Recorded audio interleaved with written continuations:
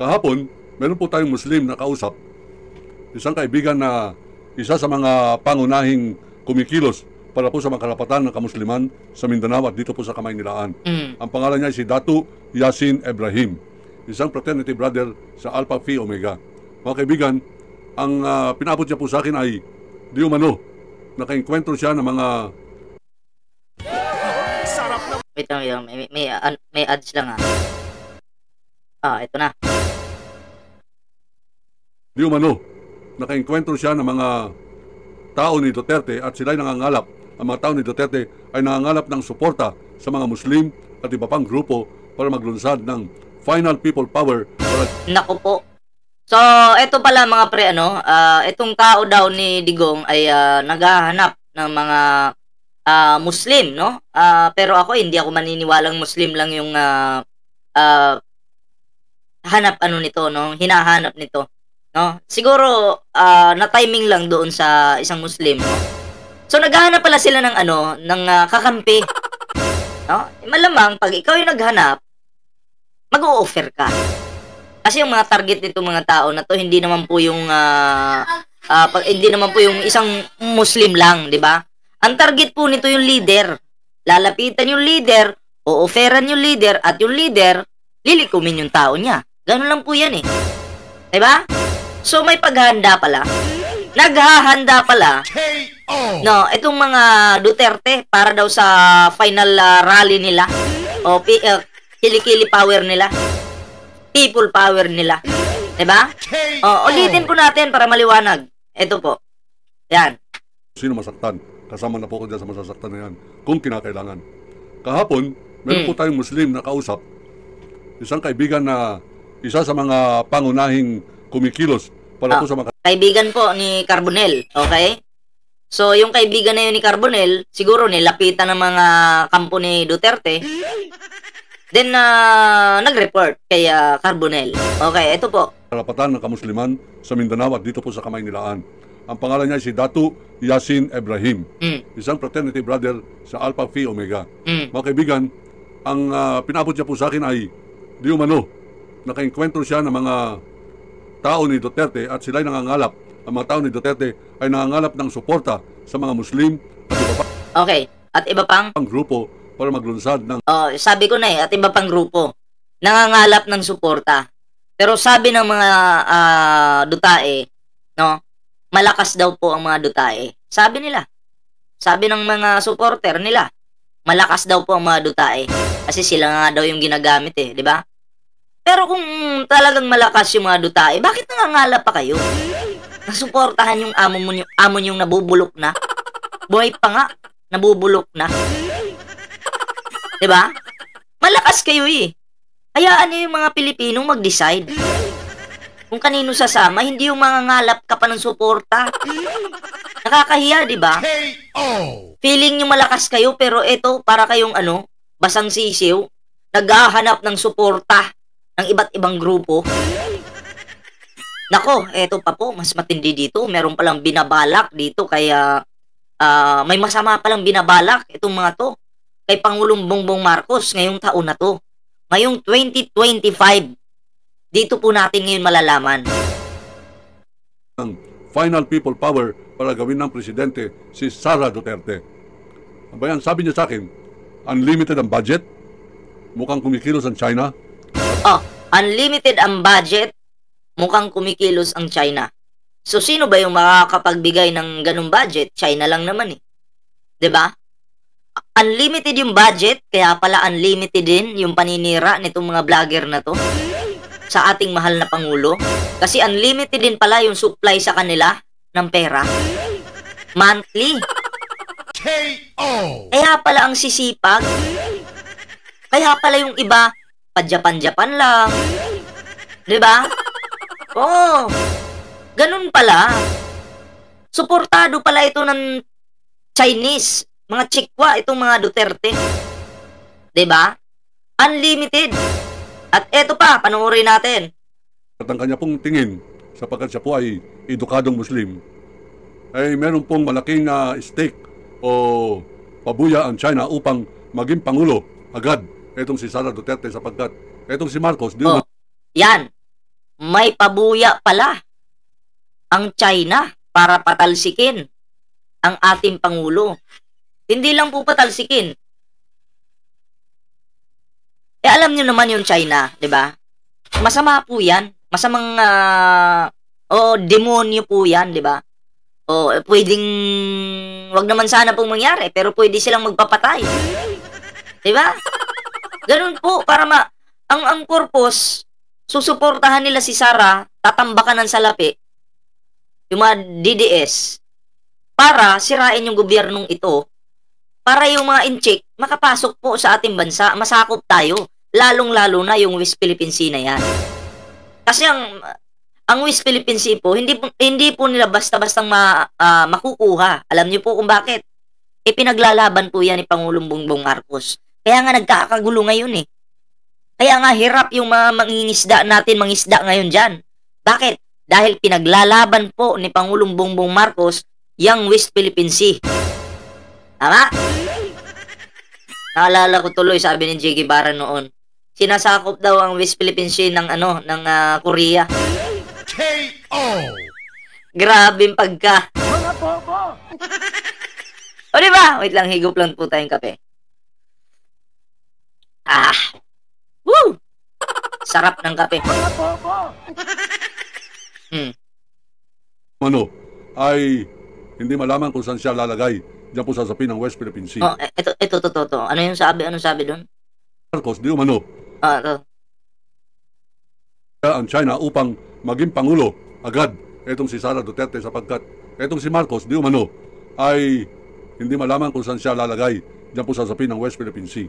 Bagaman ito para sa akin, dapat yung Pangulong Bongbong Marcos po, no? Yung maraming mga bodyguard. 'Di ba? Kumpara diyan sa Vice President. Kasi ang may masamang balak sa ating mahal na Pangulo, yung Vice President at yung grupo niya. 'Di ba? Sila po ang may masamang balak. Ngayon, bakit may mas marami pa yung bodyguard nitong kulangot nating Vice President kumpara dito sa ating presidente na nagtatrabaho ng maayos? Si PBBM, marami na po akong nakikita ng mga balita na may mga banta sa buhay niya. Hindi lang po ng kapwa niya Pilipino, kundi kahit yung mga Chikwa. 'Di ba? Dapat ako lang, dapat dagdagan po yung mga bodyguard po ng ating mahal na Pangulo. Lalo na't ngayon na nalaman natin yung ganitong klaseng balita. Nanganganib pala eh. 'Di ba? Kailangan maging advance tayo. 'Di ba? Huwag nating antayin na maging huli na yung lahat. sinasabi niyang hindi niya isusuko ang kahit na maliit na kudrado ng teritoryo ng Pilipinas sa China, wala rin po siyang ginagawa. Ang gusto ng China, kinakailangan kontrolado ng pamalaan ang pagkilos ng buong bansa para sa pagpasok ng China dyan po sa West Philippine Sea. Kailangan kontrolado. Nung panahon ni Digong, di ba kontrolado ng China yung pagpasok nila dito? Kasi aso nila si Digong. Ngayon, hindi po sila makaporma. Kasi kinukontra po yan ni Pangulong Bongbong Marcos. 'Di ba? Pinagsisipa na nga yung mga illegal dito. Yung passport, bakit ginawang 10 years yan? Bakit? Akala nyo para sa ating mga Pilipino yan? Although may nagbe-benefits naman sa atin, pero akala nyo talaga para sa atin yan? Bakit 10 years ang passport? Kasi po, yung mga in-check na pumapasok dito na mga illegal para kasama sila sa biyaya. Ganon. K.O. Para hindi sila mabuking kasi may Sara Duterte pa daw sila eh. May Sara Duterte pa daw sila na susuportahan. So tamang-tama 'yon. No? Tamang-tama 'yun na kung maging presidente man ngayon si Sara, no? Sa paningin nila, 'di ba? Tsaka magi-expire yung kanilang mga passport. So sasakto. Hindi po sila mabubuking kasi 10 years pa eh. 'Di ba? Akala nyo para sa mga Pilipino, yung ginawa ni Digong? Para sa China po yan. Sipin po natin yun. Diba? O sila, may mga, ano din sila. Yung iba naging, yung mga inchik dyan na purong dugong inchik, biglang naging Pilipino. Tapos biglang may passport sila. Diba? Dugo kang inchik, tapos bigla kang Pilipino. Tapos with passport pa. KO. Sana all. Panahon lang ni Digong yung nakagawa niyan. Diba? At yan po ang nilalabanan ng kawal ng demokrasya, kaya po tayo ay nagpapatatag ng koalisyon kontra China. Yan ang dahilan kung bakit po tuloy-tuloy ang kampanya natin na ma-share sana ito pong ating advokasya laban po sa krimen, laban sa korupsyon, laban sa pinaplano ng mga Duterte na maging Pangulo bago mag 2025 election. Ang kapal ng ang kapal ng mukha ni Sara. Hindi pa nga siya Pangulo, feeling niya Pangulo na. Kasi pinapalabas ng mga dutain na si Speaker Martin Romualdez daw yung feeling Pangulo. Ikumpara nyo po si Speaker Martin Romualdez dito kay Sara. Etong si Speaker Martin Romualdez, napaka-humble na tao. Si Sara, napakayabang. KO. O sino ngayon yung feeling presidente? KO. Sige, kumpara nyo. Diba? Si Sara, kahit presidente, mas mataas pa sa kanya. Gusto niyang ipapatay. Gusto niyang gilitan sa liig. Gusto niyang ipakahukay si Marcos Sr. Diba? Piling presidente. Ang tanong dito, Vice President ka ng Pilipinas, may karapatan ka bang magpahukay dito kay Marcos Sr.? Wala po. Diba? Ang may karapatan lang po niyan, kung ililipat man ang libingan, yung pamilya lang po yung may karapatan. Pero yung ikaw, Sara Duterte, wala. Pero ako'y naniniwala, pwede mong ilibing yung tatay mo ng buhay. Kung gusto mo, nasa sayo yan. Diba? Nasa sayo yan. Kasi pamilya mo yan eh. Tatay mo yan eh. So ikaw yung may control dyan. Wala ding karapatan ang mga Marcos na pakialaman yung pamilya nyo. Ganun yun. Ganun din kayo. Wala kayong karapatan na pakialaman yung pamilya ng mga Marcos. O kung gusto mong ilibing ng buhay yung tatay mo, Sara, pwedeng mangyari yun. Pwede mong gawin yan. Pamilya nyo yan. Walang makikialam dyan. Diba? Etong si Sara Duterte, tinatawagan po natin yung lahat ng mga nais pong kumusyon dito po sa aking paninindigan na ito. Ito po ang aking pong telepono. Maaari niyo po ang tawagan, maaari kayo magkomento, maaari tayo magdebate, maaari po ninyo ako i-challenge sa aking pong mga batayan. Parang challenge ha. Pwedeng duelo yan. Wala kang papalag eh. Palagan nyo na si Carbonell para papunta kayo sa KO. Naniniwala tayong seryoso ang kupunan ng China at ni Duterte na matanggal na si Marcos sa anumang paraan. Mga kaibigan, ito po ay nakakagimbal sapagkat ang prospekto o ang pag-asa o ang katotohanan maaaring maging Pangulo si Sara Duterte.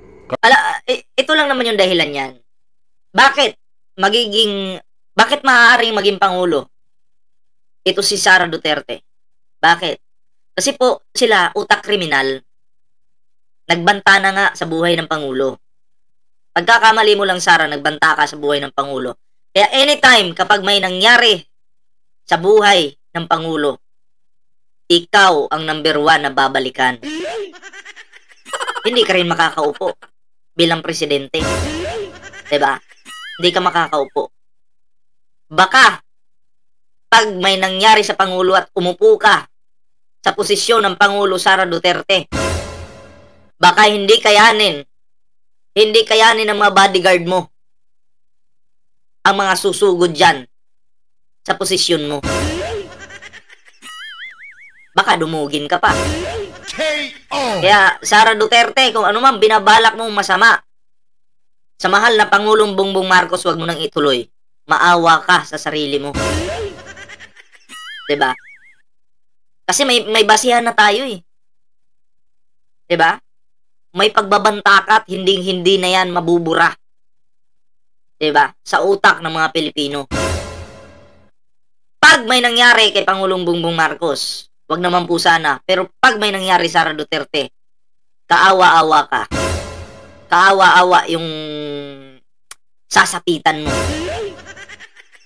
KO. Kahit na nung oras na may mangyari kay Marcos, sa kapangyarihan po ng China na yan, abay kaya niya pong ipabagsak kahit na aeroplano ni Marcos, pag yan po nagbiyahe, kaya niya pong tirahin si Marcos mula po sa ere, kaya niya pong ipaligpit si Marcos sa people power. Oh, pag nangyari yan, imposible namang walang alam yung mga Duterte niyan.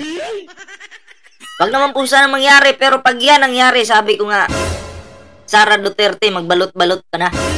KO. Ha? Magpunta ka ng China. Total, may ano naman kayo dun eh. May bahay naman yata kayo dun. Dun kayo nababagay. Kasi may dugo kayong inchik eh. So, dun kayo. Diba? Oo. Imagine. Yung sinabi ni Carbonell, pwede mangyari yun.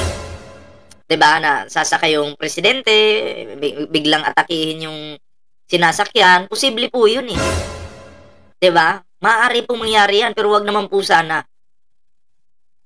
Alam nyo naman itong mga utak nitong mga kalaban. Buhay ka pa, pinapatay ka na. Pinapatay ka na sa isipan nila. Ganun po yan. Ganun sila. Ganun sila kabastos. Diba? KO. Balik natin kaunti. Pakinggan nyo to.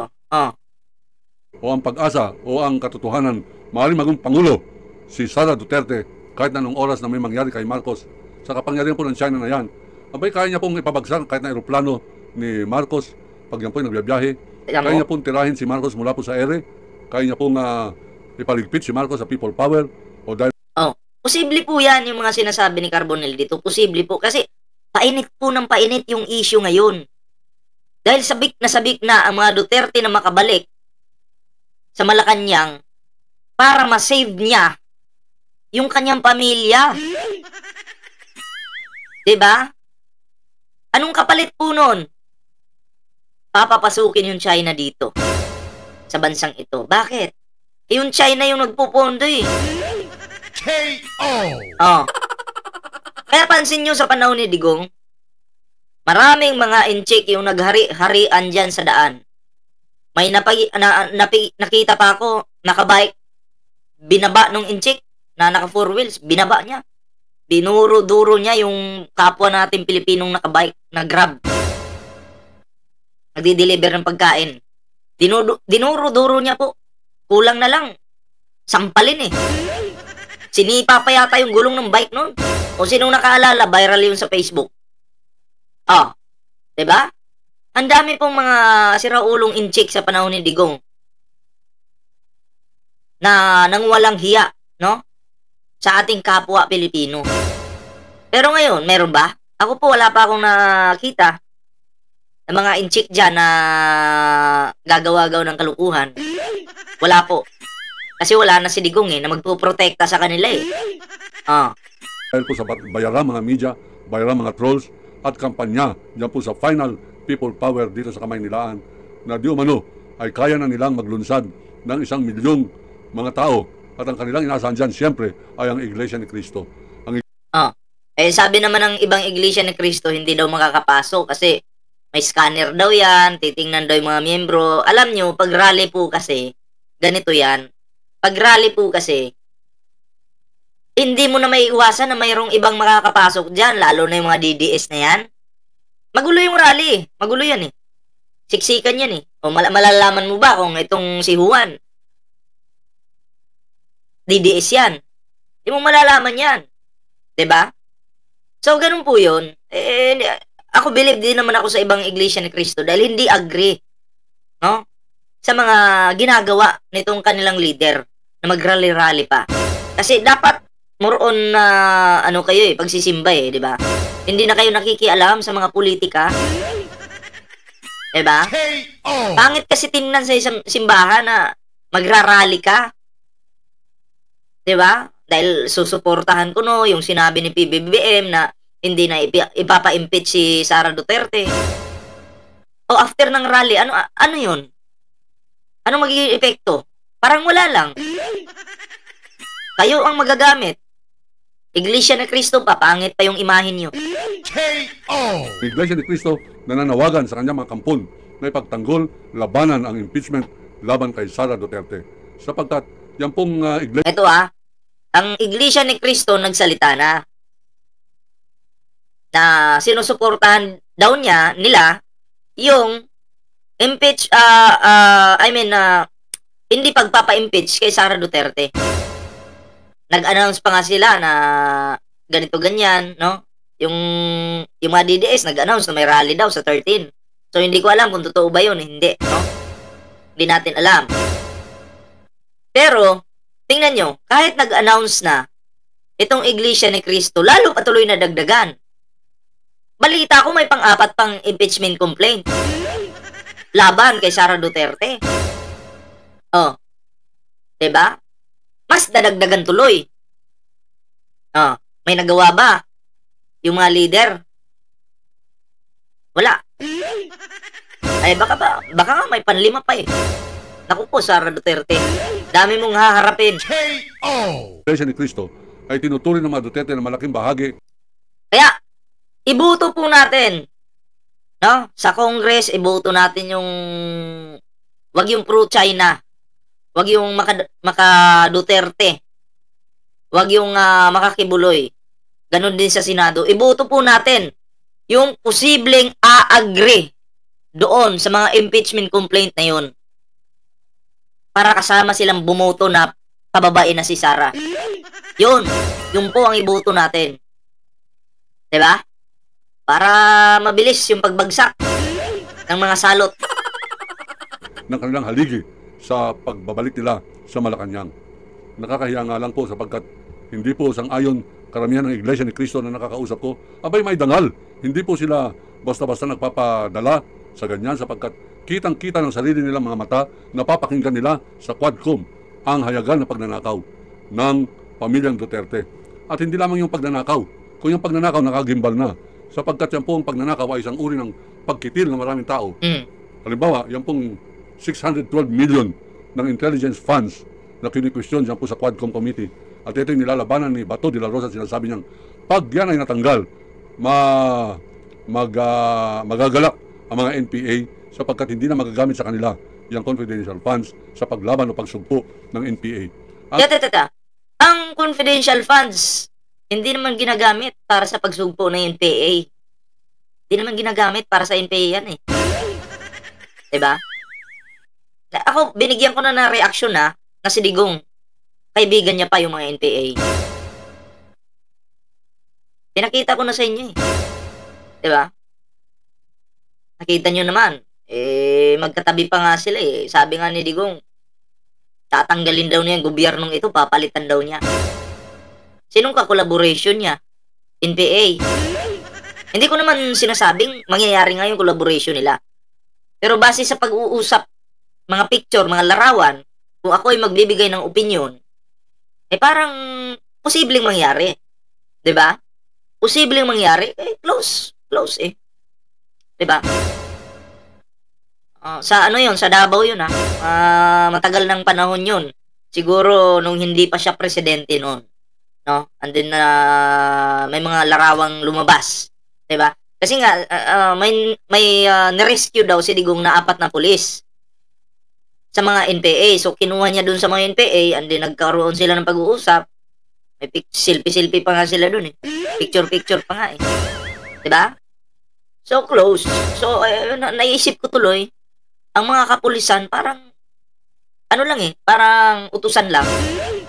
Napapaglaruan lang. Tapos yung mga leader pala dun sa taas magkakasama pala. KO. Ang National People's Army, mga kaibigan, ang siyang pinakamatandang insurgency o rebellion sa buong mundo. Bakit? Mali ang pakikibaka. Mali na sila'y pinapatay, mali na sila'y ang kampanya kung paano sila ipitin. Meron po tayong formula dyan at dyan po ay pinag-uusapan, nilalahad ni Joma Sison. At ito ay pansamantala pa niyang kinampihan si Duterte para lamang mapagbigyan ang agenda ng National Democratic Front na luwagan ang ating pong mga magsasaka luwagan ang karapatan ng mga manggagawa. Yan po ang pinaglalaban ng New People's Army. Yung karapatan ng mga manggagawa na ang batas ay dapat din nilang matikman, ang bendisyon na di umano ay para sa mga magsasaka ay dapat din nilang maranasan. Ngayon, sapagkat nandyan na po tayo, ang aking pong tingin, masusugpo yung rebellion ng New People's Army pag nagkaroon po tayo ng katarungan. Ang pinaglalaban niyan, katarungan. Bilang isang nanggaling po dyan sa Mindanao, ako ay naging saksi sa operasyon ng military laban po sa mga teroray. Yan teroray, hindi po ibig sabihin yan ay terorista. Yan po ang pangalan ng tribo ng mga nitibo. Kumbaga sa Baguio, sa Mountain Province, merong Igorot. Diyan po sa Surala, merong Tiboli. Diyan po sa Banga, South Cotabato, merong teroray. Meron po mga teroray na ang kanila pong mga kinalakhan sinasaka ay sinasakop ng Sagittarius Mining. Yung tatay ng isa sa mga teroray ay nagprotesta. Nagtungo sa kabayanan, meron siyang dalang placard at sinasabi niyang ako'y nagprotesta laban sa Sagittarius Mining. Ang ginawa ng Sagittarius Mining na nakabase po dito sa Bonifacio Global City, abay, kinausap po military doon. Humingi ng tulong na si Diomano, sila ay tiniterrorize ng mga terorista. At ang mga tribo na yan, ang tawag ay teroray. Yan teroray, hindi po ibig sabihin yan terorista. Yan po ay para pong Tiboli, Igorot, kumbaga dito po sa Mountain Province, Aita, kumbaga sa Central Luzon, at yan po naman ay teroray o mga Tiboli pagdating po sa South Cotabato. Sila po ay binintangan ng NPA. Nag-operate ang military, pinuntahan yung bahay o barangay nang nagpro-protesta na yon at sinabing meron leader ng NPA dyan na nagkukunwaring teroray. Pinagbabaril mga kaibigan na matatapang po natin military. Dinulog ang bahay, ang kubo na kung saan nandun pong kanyang asawang buntis at anak na 5 taong gulang. Military dahil lamang sa red tagging. Kaya nga po, tumbalik itong bugok na senador na sanggano ng pangalan ay Senator Bato de la Rosa. Itong Senador Bato de la Rosa ay napakabobo. Akala niya sabi, pagka hininto natin yung confidential funds ng Office of Vice President, hininto na rin ang confidential funds ng Presidente at lahat ng confidential funds at bayaan mo na lang humalakhak at magsaya ang mga NPA. Bugok. Itong confidential funds ay hindi ginagamit laban sa NPA. Tama. Ito ay ginagamit upang magpayaman lalo mga Duterte at mga Ginagamit upang magpayaman. Kasi, bakit? Ang Office of the President, meron pong confidential funds. Ganon din yung OVP. Diba? So, bakit, magtatanong kayo, bakit yung kay Sara Duterte lang yung nasilip? Yung kay Pangulong Bongbong Marcos, hindi. Bakit po? Ganito yan. Kasi nakakapagtaka naman po, no? Na in 11 days, wala na yung budget. Diba? Nakakapagtaka. Pero sa kay PBBM, Office of the President, hindi naman po nangyari yan. Hindi naman po naglaho ang budget. 'Di ba? Nandyan lang naman. Pero confidential funds siya. 'Di ba? Kaya po ang kay Sara Duterte nasilip siya kasi in 11 days kataka-taka wala na agad. 'Di ba? Biglang naglaho. O, kaya yun po. Simple lang kung maintindihin natin Basic lang yun. Pero yung mga Duterte, gusto pa nilang palalimin yan. Kahit alam naman siguro natin, maunawaan naman nila yun Pero hindi nila tanggap. KO! Kasi nga ang goal nila, wala silang pakialam kung nasa katotohanan ng administrasyon na to. Wala po silang pakialam. Ang importante sa kanila, ginagampanan nila yung trabaho nilang paninira kasi pinupunduhan po sila ng China. Oh, maniwala kayo sa hindi. Nako, ganun po yan. Diba? Kaya grabe yung mga effort nila. Oh. Tili sa pwesto. Korupsyon, yan po ang dahilan. Mas matindi pa yan sa droga, yung korupsyon at katakawan sa kwarta ng mga nagnanais na magpayabong diyan po sa politika. Kaya nga po pagka mayroong pamilya, pare-pare yung apelyido, ibagsak po natin yan. Sabay-sabay na bagsi. Mga Duterte, Sa Davao, pero yung nangyari sa Davao, puro na Duterte yung namuno. Diba? Umunlad ba yung Davao? Wala. Tingnan nyo yung 10 years ago, hanggang ngayon. Kumpara nyo. Meron ba? Umunlad ba? Nagkaroon ba ng maraming trabaho sa Davao? Diba wala naman? Pero bilib kayo, wag kayo. Ang umunlad, pag upo ni Digong sa pagka-presidente. Ang umunlad, ang kingdom ni Kibulok. Diba? O, alam nyo na. Nakinabang po sa build ni Digong. At balita ko, di umano, no? Na ang mga materyales sa dyan, sa kingdom ni Kibulok, ang mga ginamit dyan, ay galing pan China. Ang tanong, pera ba lahat ni Kibulok ang ginamit dyan? Nakinabang nga sa build ni Digong eh. Diba? So, pera din natin yun. May ambag tayo dyan. KO. Ganon yun. Nako po. So, yun lang po muna yung ating video mga pre. Ay, syempre, no, bago po tayo magtapos, meron po tayong Facebook page dito. Yan na, Ballpoint Man 2.0. Huwag pong kalimutang i-follow. At syempre, meron din po tayong TikTok. Ganon lang din po yung ating pangalan. Iisa lang naman po yung ating pangalan, ano. Ma-TikTok man, ma-YouTube, ma-Facebook, Ballpoint Man 2.0. Yan ha. So, sa mga hindi pa po nakasubscribe sa ating YouTube channel, huwag kalimutang mag-like. Like mo na yung video na to at syempre, i-share mo na rin sa mga GC ninyo, sa inyong Facebook, o diba? Syempre, huwag kalimutang mag-subscribe. Ayan ha. And maraming salamat po sa mga bago po nating subscriber dyan. Ayan, salamat po. So yan mga pre, no?